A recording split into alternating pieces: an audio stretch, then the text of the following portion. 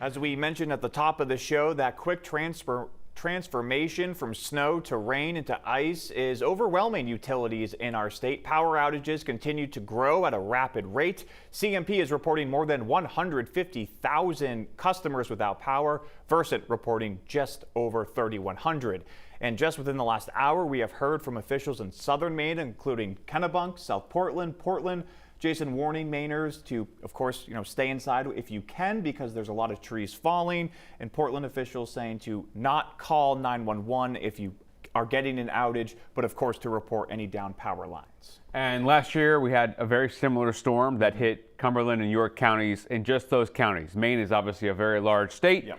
This is not going to be a widespread statewide thing, but in those counties, those people are going to be without power tonight, and possibly even for days. I remember last year's, it took about 3 or 4 days before we got power back in my house in Kennebunk. So I can tell you that the snow is the least of our worries, but the totals are really adding up. In Oxford County, 14.5 so far, and things are wrapping up in the Oxford Hills very soon.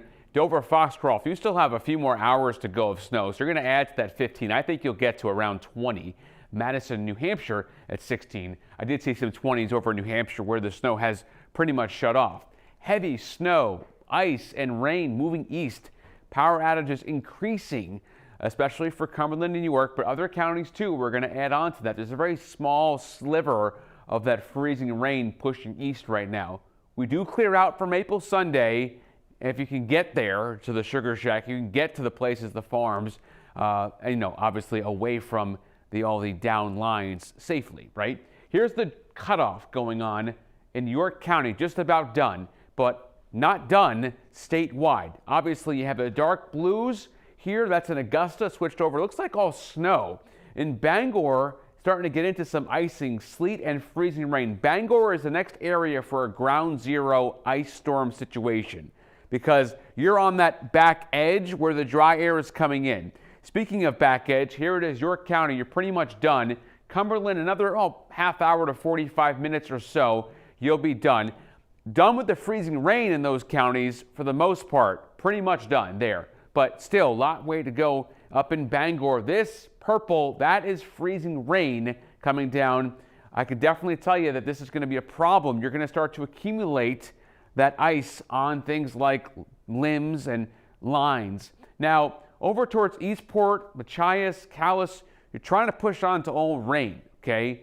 But here is that line up towards Bangor. This is all freezing rain and then rain along the coastline. That's all snow north of Portland on the debris finder, okay? So still got a lot of time here, especially down east, before this storm is over. Notice by 1 o'clock in the morning, still going on. The real, I think, saving grace could be the drier air and colder air gets into Bangor and gets it to all snow, so it's not 4 hours more of an icing situation. That would be the saving grace in Bangor. Right now, still got some time to see if that's going to happen. North wind by 6 in the morning, sun starts to break out a little bit, and we dry out and clear out. So there will be big improvements. Sunday, no more precipitation. It is done, 100% statewide. Fair weather clouds push through, and that's it. Temperatures warm above freezing. That'll help a little bit with the crews, although it's going to be breezy tomorrow morning early. That's my concern for this icing situation getting worse. Here's the ice into tonight. Another glaze coming. Once again, the storm is pushing quickly east, okay? So power outages are going to be scattered around Bangor, and then quickly this storm pushes east and it's out of here. Once again, my biggest concern tonight is not as much the ice, it's really going to be the wind picking up, okay? So that's going to cause problems for those limbs that are very fragile right now and that are already coming down.